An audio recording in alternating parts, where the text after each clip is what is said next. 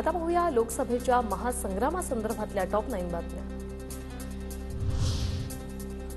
नकली शिवसेना सनातन विरोधींसोबत असल्याचं पाहून बाळासाहेब ठाकरेंनाही दुःख झालं असेल।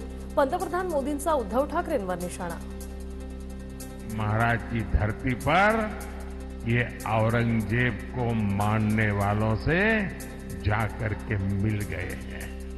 आज बाला साहब ठाकरे होते तो इनकी ये हरकतें बहुत दुखी करती।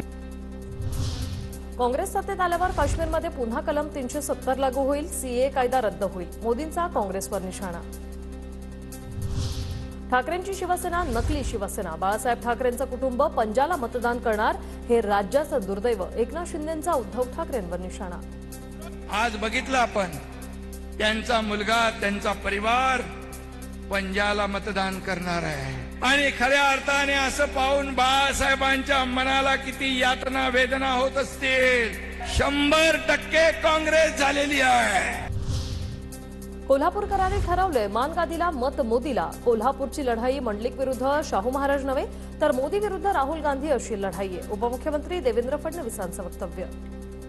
पुढच्या जनतेनं ठरवलंय मान देऊया गादीला आणि वोट देऊया मोदीला। शाहू महाराजांचा पराभव करण्यासाठी मोदींचा कोल्हापूर दौरा। मात्र छत्रपतींच्या गादी विरोधातील प्रचार जनता विसरणार नाही। राऊतांचा हल्लाबोल। मोदी कोल्हापुरात छत्रपती शाहूंचा पराभव करण्यासाठी येऊ शकतात। त्या गादीचा सन्मान, शिवाजी महाराजांचा सन्मान आणि परत शिवाजी महाराजांच्या गादीच्या विरोधामध्ये प्रचाराला। कोल्हापुरात मोदींच्या सभेच्या पार्श्वभूमीवर मवियाकडून टीजर जारी। भीती गादीची म्हणून सभा मोदींची टीजरमध्ये उडले। मवियाकडून महायुतीला डिवचण्याचा प्रयत्न। शाहू महाराजांचा उमेदवारी अर्ज भरण्यासाठी मवियाचा एकही नेता आला नाही। हा शाहू महाराजांचा अपमानच। संजय मंडलिकांचा मवियावर निशाणा। म्हटलं तर गादीचा मान सन्मान राखायचा म्हणून त्यांच्या पक्षाचे नेते महाराज साहेबांचा फॉर्म भरायला यायला पाहिजे होते, पण ते आले नाहीत आणि तिने एक प्रकारे अपमान केला। छत्रपतींचा अपमान महाविकास आघाडीने केला। त्यांनी शाहू महाराजांना राज्यसभा का दिली नाही?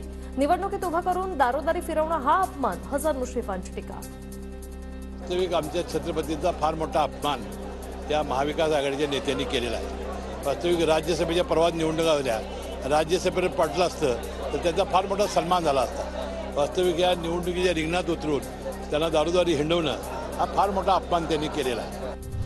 घटक पक्षांच्या पाठीशी मोदी ठामपणे उभे असा संदेश जातोय। मोदींच्या कोल्हापुरातील सभेवर धैर्यशील मानेंची प्रतिक्रिया। आम्ही धनुष्य घेऊन उभे, आमच्या पाठीशी कृष्णासारखे नेते मोदीजी उभे असंही विधान।